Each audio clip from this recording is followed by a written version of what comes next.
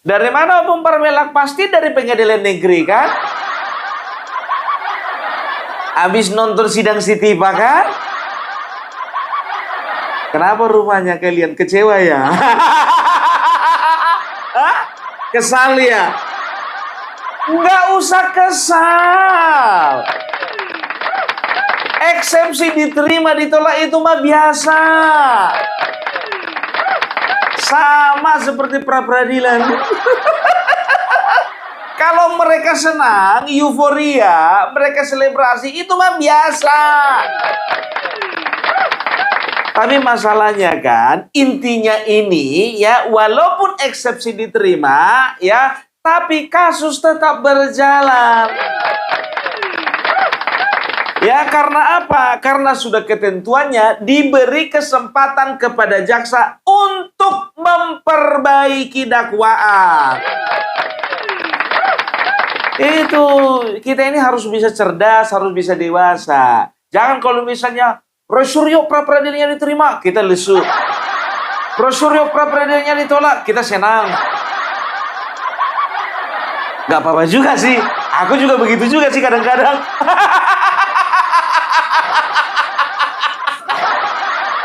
Tapi apapun ceritanya, kita harus sadari ya, bahwasanya ini sedang berproses.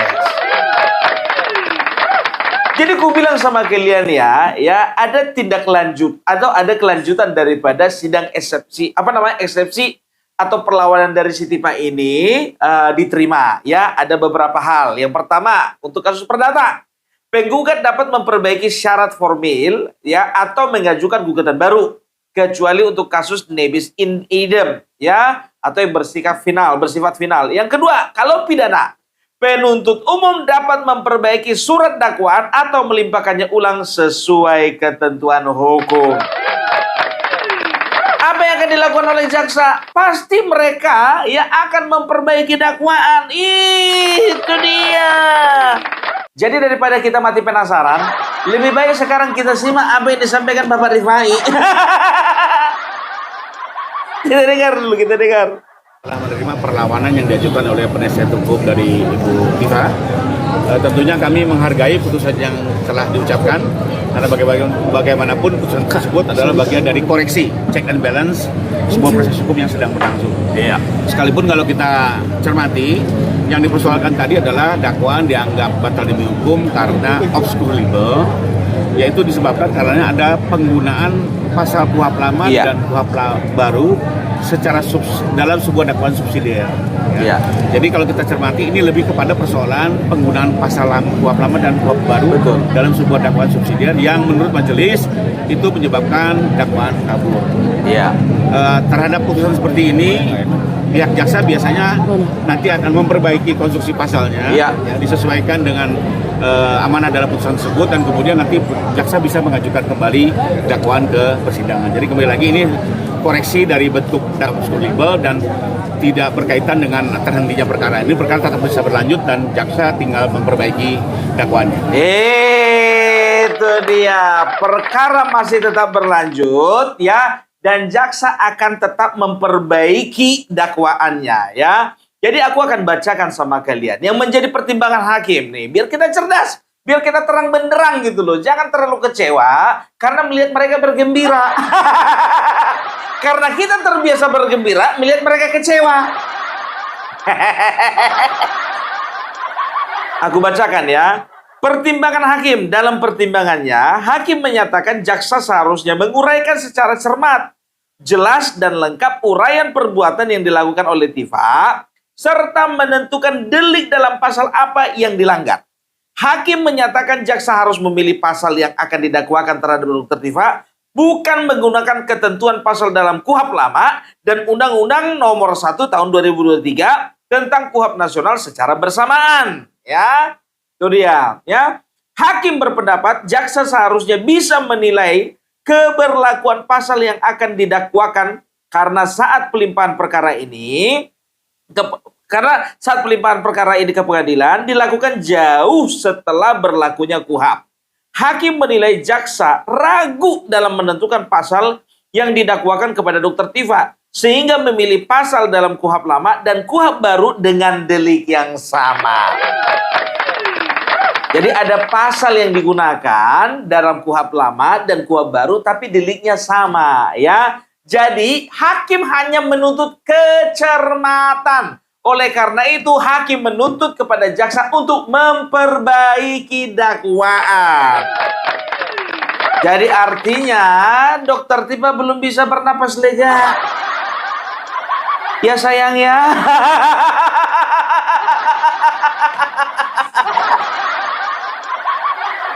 Tapi para pendukungnya yakin ya kalian, ya pasti dibilang begitu, ya kan? Kita bersyukur, alhamdulillah, Allahu Akbar, Dokter Tipa. Hidup Dokter Tipa. Sedangkan habis sidang aja tadi pada ribut semua.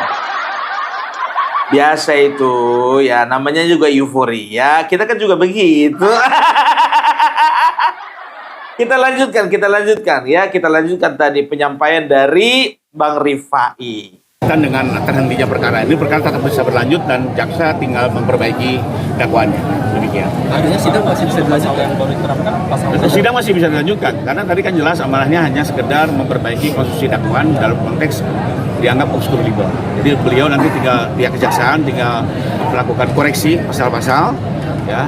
Dan nanti mau menggunakan KUHP lama seluruhnya atau KUHP baru seluruhnya karena ini kan ada lex favoreo ya.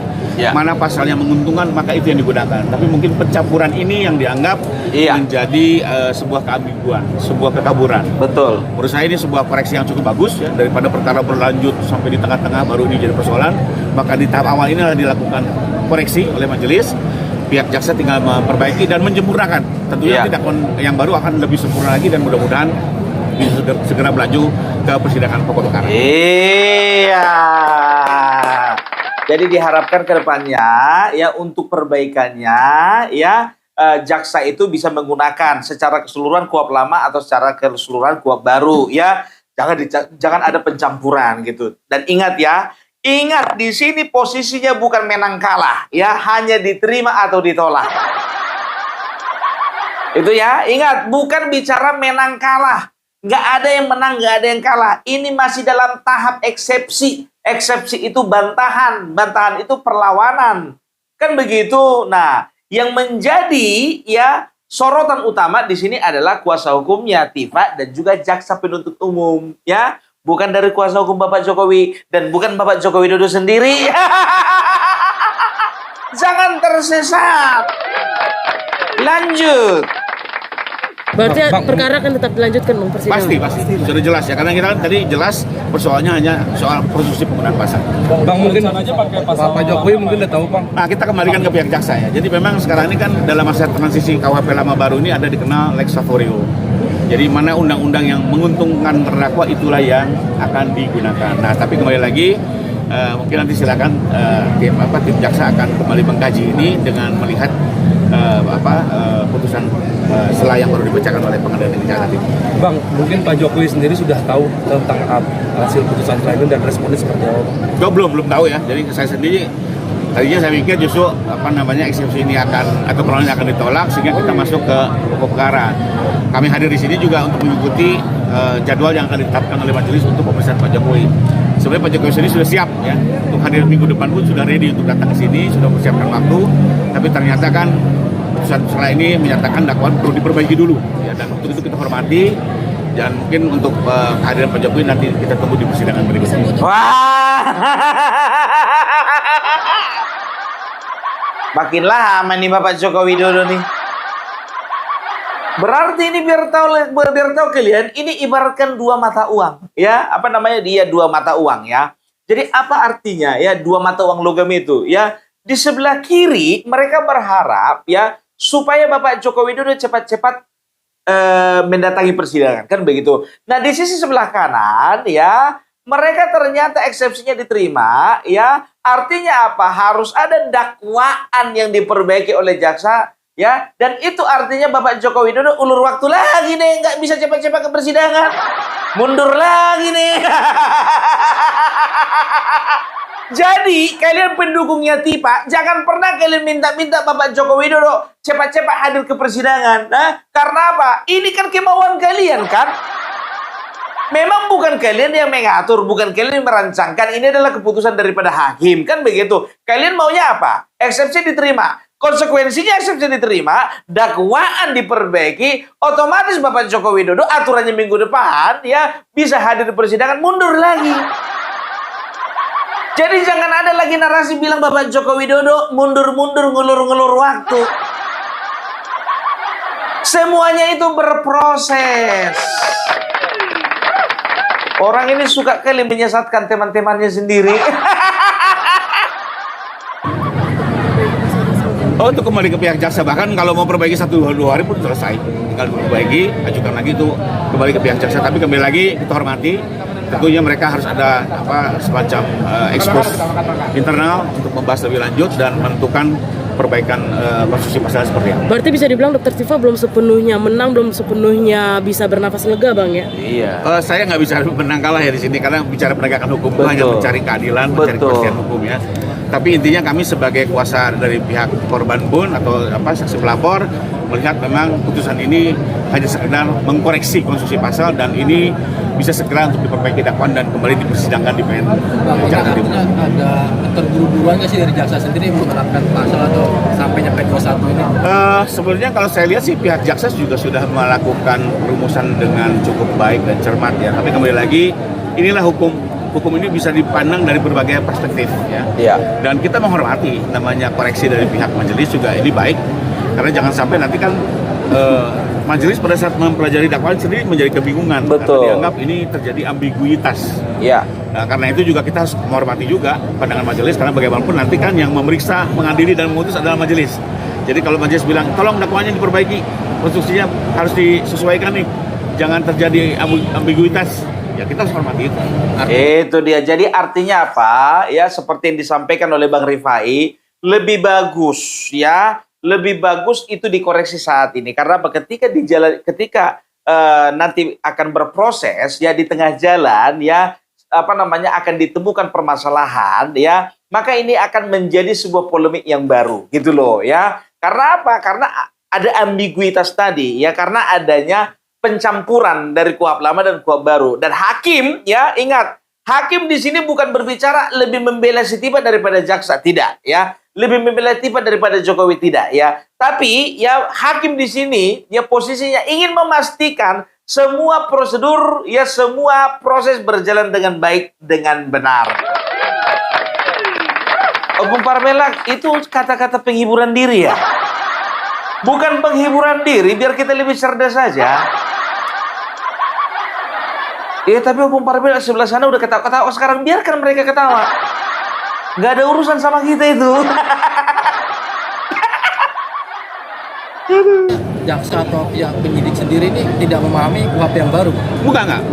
Karena dia menerapkan pasal yang kembali lagi kalau menurut saya sebenarnya sudah membuat dengan cukup baik. Tapi ini kan soal kecermatan melihat semacam persoalan-persoalan ya di dalam sebuah konstruksi dakwaan, dan kembali lagi ini sebuah putusan kita hormati ya, tidak lagi untuk diperdebatkan. Betul. Tinggal diikuti dan diperbaiki lalu diajukan kembali ke Benar. Dari awal dong Bang, nanti berarti pembacaan dakwaan. Betul. Jadi setelah diperbaiki mungkin butuh waktu ya, setelah itu nanti didaftarkan kembali dan akan dibacakan kembali dari awal. berapa lama Bang waktunya? Kembali ke pihak jaksa. Sebenarnya kalau mau bicara hitungan hari selesai karena tinggal merubah pasal saja. Kan bicara kuhab lama, kuhab baru, dia minta konsisten. Kalau menggunakan kuhab lama, kuhab baru, jangan terjadi dalam konteks dakwaan yang subsidiar. Hanya itu. Oke, terima kasih ya Bang. Oke.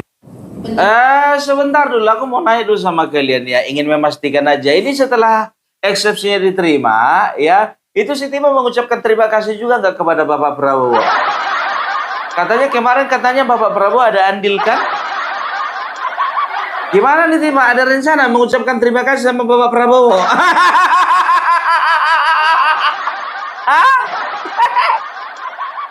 Aduh. Tahu nggak kalian? Ini ada tanggapan dari Ferdinand Hutahian, katanya ini, apakah ini bagian drama agar Jokowi tidak pernah datang ke pengadilan? Ferdinand Hutahian beri tanggapan seperti itu. Dengarkan ini. Drama baru ijazah Jokowi baru saja terjadi. Kita telah mendengar bagaimana Hakim Pengadilan Negeri Jakarta Timur menerima eksepsi atau perlawanan yang diajukan oleh Dr. Tifa dan menyatakan bahwa dakwaan batal demi hukum. Saya tidak ingin bicara mengapa batal, mengapa eksepsi diterima. Saya hanya menerawang dan bertanya, sudah masuk drama yang memuakkan. Sama kau memuakkan, sama kami ini makanan enak ini. Coba bayangkan kalian, dia seorang, ingat ya, dia seorang pengacara ya, tapi dia menyaksikan apa yang diputuskan oleh hakim.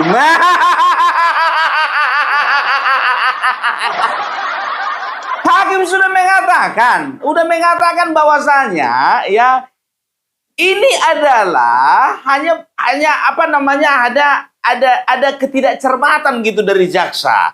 Kenapa disangkut pautkan sama Jokowi? Abang pernah bersidang nggak sih bang? Nanya aja sih bang. Pernah beracara nggak sih? Aduh, kok gitu amat apanya, apa namanya, penilaiannya gitu, dangkal gitu loh, terlalu politis. Ini udah berproses bang, ya ini sudah berproses ya, di pengadilan sudah berproses ya, kurang-kurangi bang pendapat politis itu.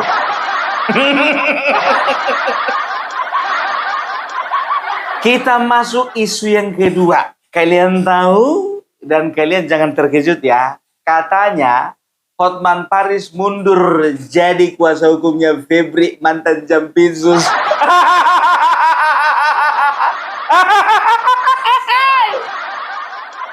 Bang, kemarin kayaknya yakin banget deh bang. Tapi mungkin ya. Tadinya dia berpikir bahwasanya nggak akan ada masalah ya ketika dia mengambil keputusan untuk menjadi kuasa hukumnya Febri Adriansyah, kan begitu. Tapi ya yang menjadi pertimbangan dia, aku yakin sekali, opini publik. Karena apa? Karena banyak opini publik ya yang menyerang Bang Hotman ya. Padahal sebetulnya nggak perlu diserang, kan begitu. Karena apa? Apapun jenis kejahatannya, siapapun penjahatnya, ya, siapapun pelakunya berhak mendapatkan pembelaan.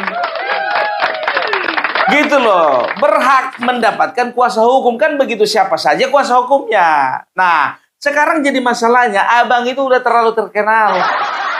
Bang Hotman udah terlalu terkenal, bang, ya. Jadi saran saya ya coba agak dicermati dulu untuk menerima kasus. Aduh. Di atas dasar pertimbangan itulah saya sudah dari 2 hari lalu sudah kasih tahu ke klien saya, sekarang jadi mantan Febri Jampitsus, saya mengundurkan diri sudah ngomong dari 2 hari lalu. Tapi beliau menghimbau kalau bisa beberapa hari lagi. Tapi kalau otak saya terus mikir dan badan begini, aku takut makin parah. Ya, ini ibu tadi bikin apa? Bikin ini dah. Hah? Di pemeriksaan pinggangnya masih sakit intinya. Masih sakit, gitu loh. Jadi besok subuh saya mau ke Singapura pesawat. Kalau mau ketemu lagi di bandara 5:30 cari gua di Terminal 3 Gate 1. Mudah-mudahan gua nggak disuruh namanya lagi. Jelajahi cara baru mendapatkan. Itu dia. Ya, jadi alasannya kesehatan katanya kami berdoa ya bang supaya kesehatan abang boleh cepat pulih lagi dan juga abang bisa beracara lagi untuk membela konglomerat. Bukan koruptor bang. Ya, makanya itu bang, ya itu resikonya jadi orang terkenal. Coba abang seperti pengacara yang satu lagi yang ada bercak hitam di mukanya itu. Siapa mau ngurus? Adalah orang nggak peduli bang.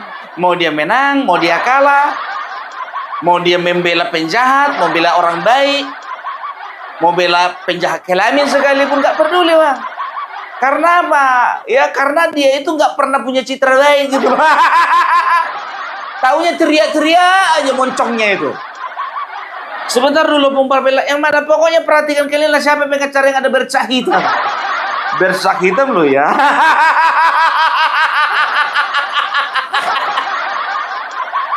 Ya kalau alasan abang ini kesehatan, ya.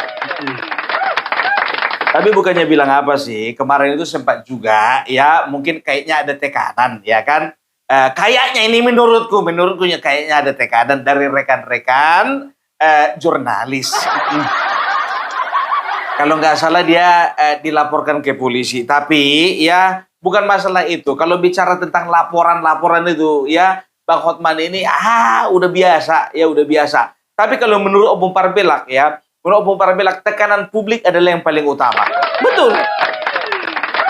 Karena apa? Ya karena ini bisa mempengaruhi karir beliau gitu loh. Akan sangat mempengaruhi karir beliau ya. Nah, walaupun sebetulnya beberapa waktu yang lalu ya beliau ini sudah minta maaf ya. Gara-gara apa Opung Parbelak rupanya? Ya gara-gara itu yang dibilang lu punya otak nggak? Kan begitu. Apa dibilang lagi kakekmu bawa-bawa kakek dia? Ya mungkin itu emosi. Iya, namanya juga orang Sunda. Orang Batak salah ngomong. Orang Batak kan begitu. Opungmu mak, kan begitu kan kasar kayaknya kasar. Itu sebetulnya itu bagi kalian udah kasar itu kan begitu ya kan. Tapi bagi kami hal-hal seperti itu udah itu yang paling lembut. Wah, kayak gitu ya cara mama kami ngajarin kami dulu. Kan begitu, seringnya kami dikait-kaitkan sama yang kaki 4. Makanya orang Batak itu memang terbiasa ngomongnya keras karena apa? Ya, karena sudah terbiasa dikait-kaitkan dengan yang keras-keras. Waktu kecil. Aduh, ini nih permintaan maaf Bang Hotman nih. Pernyataan maaf dari saya Hotman Paris sehubungan dengan himbauan Persatuan Wartawan Indonesia PWI dan juga rekan-rekan wartawan lainnya. Dengan ini saya menyatakan maaf sebesar-besarnya atas pernyataan saya pada waktu konferensi pers di kasus mantan Jampitsus yang mengatakan, lu punya otak nggak sih? Namun perlu saya jelaskan yang dikutip oleh media hanya bagian akhirnya. Tidak dikutip secara utuh. Kenapa saya mengucapkan begitu? Fakta kejadiannya adalah wartawan pertama bertanya kepada saya, apakah instansi terkait punya hidden agenda atau acara tersembunyi? Saya jawab, saya tidak tahu. Saya tidak punya kapasitas untuk menjawab itu. Belum selesai saya jawab, tiba-tiba wartawan kedua bertanya, apakah instansi tersebut melakukan kekeliruan? Akhirnya saya emosi karena saya udah bolak-balik, saya tidak tahu. Akhirnya saya jawab, kamu punya otak nggak sih? Maksudnya, saya udah jawab tadi, saya tidak tahu. Sebab saya tidak mungkin untuk menjawab apa hidden agenda dari suatu institusi penegak hukum. Itu kira-kira kejadian sebenarnya. Tapi terlepas dari fakta kejadian sebenarnya, waktu itu udah sama-sama emosional, tetap saya menyatakan maaf kepada wartawan tersebut maupun kepada organisasi wartawan di seluruh Indonesia. Karena selama ini juga saya sangat dekat kepada semua wartawan. Sekali lagi, tidak ada niat apapun, cuma karena diberondong dengan 2 pertanyaan yang saya sudah bilang saya tidak bisa jawab karena saya tidak punya kapasitas untuk menjawab. Tapi ditanya lagi, sehingga saya jadi emosional. Sekali lagi, saya menyatakan minta maaf. Nah, dengarkan kalian ya, cuman emosional. Kalian pahamilah orang lagi emosional.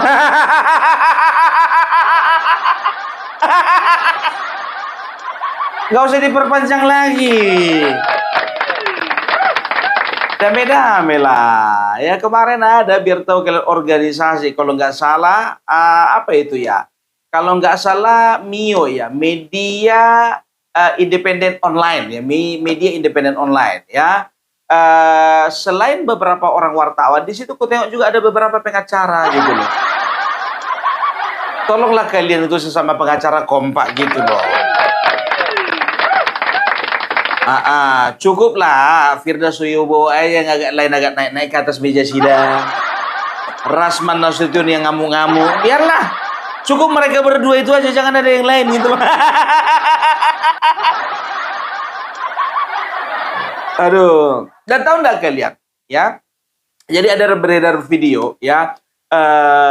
demo ya, demo publik masyarakat, nggak tahu nih masyarakat atau wartawan atau apa ya, demo ya, ketika Bang Hotman Paris ini ngomongin apa namanya, ngata-ngatain ya. Ini dalam tanda kutip yang ngata-ngatain wartawan ya. Ya ini kurang tahu. Ini betul nggak demo gara-gara Hotman Paris? Kita dengarkan, kita lihat.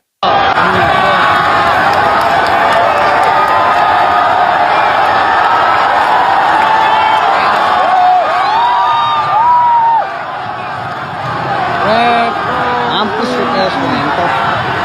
Mentok ini kayaknya.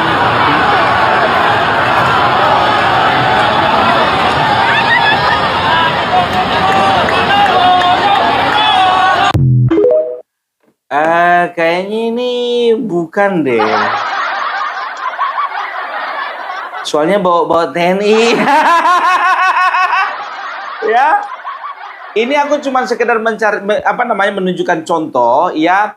Hati-hati terhadap media sosial. Di bawahnya itu ada kelihatan kan radar Jakarta.